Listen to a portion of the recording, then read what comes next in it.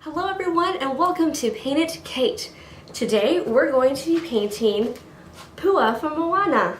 Now, we're going to be using acrylic paint. So here's my acrylic paint. I just go to Michael's and I get it from there. I'm using blue, yellow, red, and white with some black. Now if you don't go to Michael's, that's fine. You can go to any craft store. We just are going to be using acrylic. You'll also need a 12 by 12 canvas, pencil, paintbrush, and Sharpie, and then a big eraser. Usually the erasers on the pencils don't last very long, so I always have a big eraser handy. You'll need paper towel, styrofoam plate, and a paper cup to fill with water, so that way you can rinse your brush. If you have a long sleeve shirt on today or a shirt you don't want to get messy, don't forget to roll those sleeves up or cover your shirt with an apron or a smock. And that is everything. So I'm going to go ahead and I'm going to just pull this hair back and we are going to get started. Okay, so the first shape that I'm going to be doing is the shape for Pua's head. And Pua's head is almost like an upside down acorn. And I'm going to try to keep his head within the top half of the canvas and towards the center. I don't want to make it too big and I don't want to make it too small. I don't want it to run off the canvas and I don't want it to be too small that I can't see it when I'm done. And I'm just using very short strokes. I'm not doing anything where I'm pressing too hard or trying to get it in one go. It's always best to work in shorter strokes. Now I'm going to be doing Pua's ears, and with his ears it's almost like a leaf was cut in half. So I did that for both of his ears, kind of on that slant of his head. And then I'm going to draw a line right down the center, and that's going to indicate the outside of his ear and the inside of his ear. And now I'm going to be doing the fur on the top of his head, and they're just two little fuzzies, and they're almost like two triangles, like bending in the wind, almost like a Dr. Seuss mountain. And now I'm going to be going into Pua's body. I'm going to start with his shoulders, and I'm going to do two slanted lines. And then as I go down into his legs, I'm going to slant inward. So you almost kind of get this sideways triangle effect, but not a really sharp peak. You want it to be nice and smooth. And now I'm going to draw the bottom of his hoof. So I'm just doing two straight lines. And then I'm just going to follow that slanted line that I already drew and draw upward. And those create his two front legs. And now I'm going to draw the line for his underbelly. I'm just going to do a straight line there, and then I'm going to draw two lines on either side to indicate where Pua's back legs are going to start. So once I have those lines drawn, I'm going to just draw upward and almost create kind of an N shape, and it's going to go upright to where his leg starts to bend in the front there, and that's going to create the two back legs. And then I'm just going to draw straight lines across to indicate where his hoofs are going to be. Looking pretty good so far. So now what I'm going to do is I'm going to start doing my background, and I'm just going to draw two straight lines that kind of curve a little for the island, and then I'm going to look at where I want my ocean and my sky to meet the horizon line and draw my line there. And now I'm going to jump up and I'm going to do Pua's eyes, and that's very simple. You just do two circles. Now at this point, if you want to do your own eyes, or if you have a specific way you like to do faces, then go for it. This is your painting. But for this, I'm just going to do two circles for the eyes, and then a half a circle for my snout, and then a nice smile. And then I'm going to put in his nostrils, and his nostrils are just two ovals, and then a nice little half circle within Pua's eyes to indicate where that black is going to go. So he can actually be looking in a direction. Now what I'm going to do is I'm just going to go through and adjust anything that I feel like needs adjusting, and then I'm just going to indicate where I'm going to be putting his spots, because Pua wouldn't be Pua without his spots. So he has a little spot around his eye, and then I put a couple around his shoulder and on his leg, and then up on his head, and then he has a couple spots on his ear. And I'm not doing perfect circles. I'm doing kind of a more ovally shapes and half circles to look like they're actually laying on his body. If you did just a straight on circle, it wouldn't really give us that illusion of depth. So now I'm going to finish off my background, and I'm going to put my little island back there, and I'm not going to worry about painting in my palm trees or drawing those in, because I'm going to add them later with paint. So now what I'm going to do is I'm going to Sharpie my whole painting, because as I paint with the pencil, it'll just get lost underneath the paint. So I want to be able to see through it as I'm painting. So just go ahead and Sharpie or whatever marker you have, just outline your Pua pig. Now you'll notice in the shot that I have my palette all ready to go, my paint palette. And you'll notice that I've arranged my paints to where I have my white in the middle, then I have my yellow, my blue, my black, and my red around.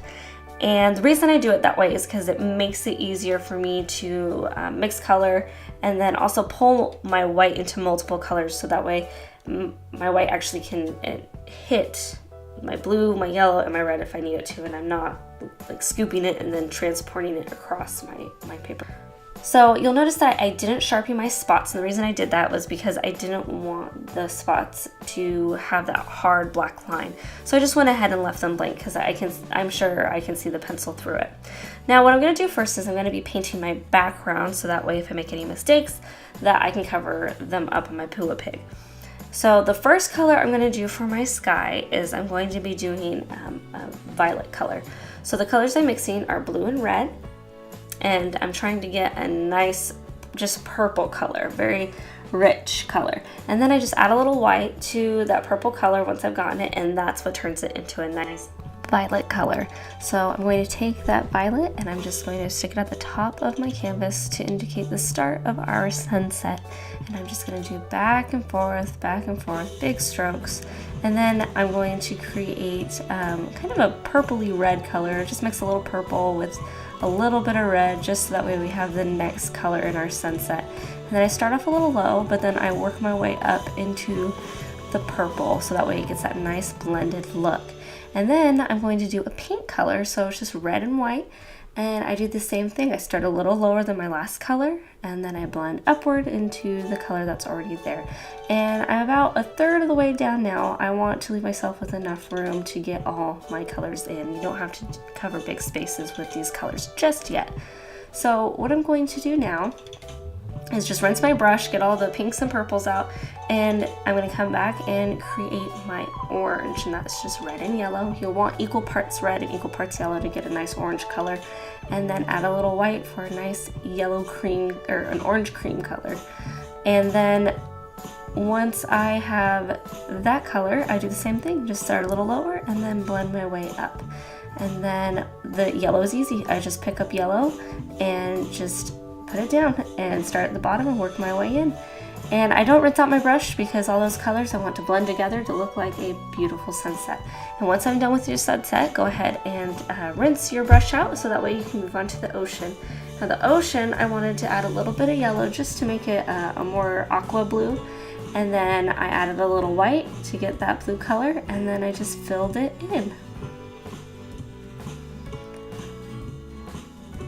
And again, just big, thick strokes.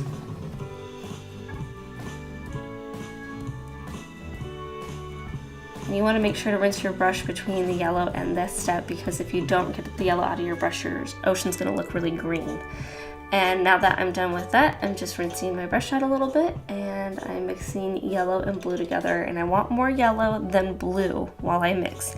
And then I'm just going to add it to my island. And if you're feeling behind or rushed at all, feel free just to pause the video. You do not have to do it as quickly as the video is, because this is a sped up video. So if you don't finish it within the allotted time of the video, that is perfectly normal. So go ahead and just pause the video if you need to. And I just added another layer of green here because the green is so transparent. And then I went ahead and I mixed a new batch of green, but this time I put a lot more yellow than green, so that way my island would be a little bit lighter than the patch of grass that Pua was sitting on. And now I'm going to be doing the inside of Pua's ears, and all I'm doing is just a little bit of white with the red, so that way I have a pink but not a super light pink, and I'm just doing the inside. And then once I've done the inside of Pua's ears, I'm going to do a peachy orange color all over Pua, so just a little bit of that cream orange with a lot of white. and you'll want to paint his whole body. And then you'll want to do some black for his pupils and then white for the white parts of his eyes. And for the insides of his nostril, I just did the purple that I already had. And now what I'm going to do is I'm going to make his gray spots. And gray spots are very easy, just a little bit of black with a lot of white. You really don't need that much black to make a nice, beautiful gray.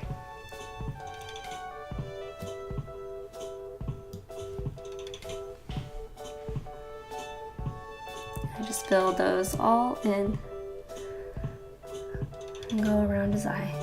And then once you have completed that step, just go ahead and, grab your black, and we're going to create those palm trees. And what we do is we just kind of indicate where we're going on our palm trees with just a straight line, and then thicken it once you have the line down. And then indicate where you want your palm leaves to be.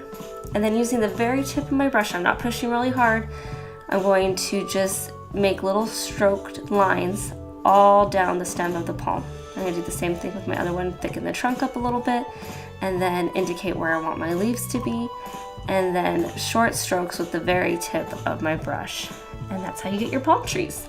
And now that that's all done, I'm going to add his highlights in his eyes, and I just used the wrong side of my brush, and I just boop his eyeballs there.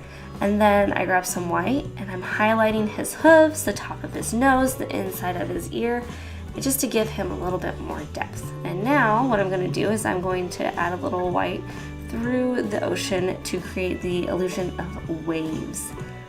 And this is my favorite part because it just really brings the whole painting together.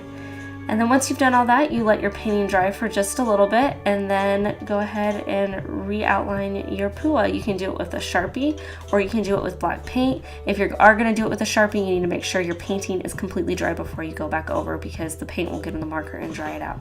But if you just do it with black paint, you can start right away. And just go around his eyes, and you can add thicker lines or fix little mistakes. Go. And there you have it. There is your pua all completed. See, it wasn't that hard. Now you can hang him up, or you can just display him in your room, or you can try again. It's all up to you. Just keep on trying. Now, if you like this video, go ahead and hit that like button. If you would like to see more videos like this, hit that subscribe button, and don't forget to hit that little bell icon so that way it rings every time a new video is posted. Now, if you have any questions or just want to leave comments below, then go ahead.